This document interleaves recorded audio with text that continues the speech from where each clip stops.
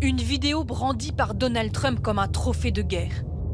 En caméra embarquée et en images infrarouges, on y voit la même scène.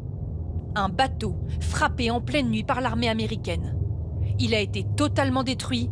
3 hommes ont été tués. Les services de renseignement ont confirmé que ce bateau faisait du trafic de drogue illégale et naviguait sur une route de narcotrafic bien connue pour venir empoisonner les Américains. C'est la nouvelle tactique du président américain contre ce qu'il appelle les narcoterroristes.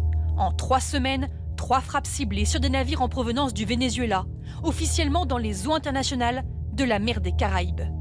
Et pour mener cette opération, grand déploiement de militaires, navires de guerre et sous-marins.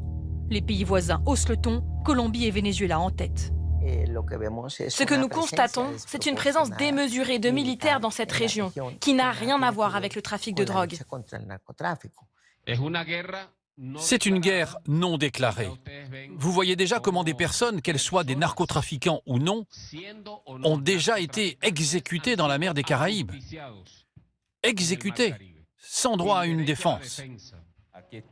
Le ministre de la Défense vénézuélien dévoile même ces images d'exercices menés par Caracas sur une île des Caraïbes, à seulement quelques encablures des forces américaines, comme une menace non dissimulée.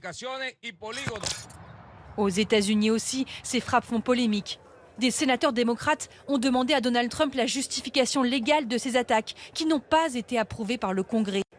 Et même dans les rangs des républicains, certains osent émettre des doutes. Imaginez qu'il y ait une maison à côté de chez vous qui vend de la drogue, du fentanyl, et des milliers de personnes qui meurent. Vous êtes en colère. Mais est-ce que pour autant vous allez les tuer, les brûler? Non, vous passez par un juge pour avoir un mandat. Selon certains médias américains, les avocats du Pentagone eux-mêmes questionneraient la légalité de ces attaques. Le Venezuela réclame une enquête de l'ONU.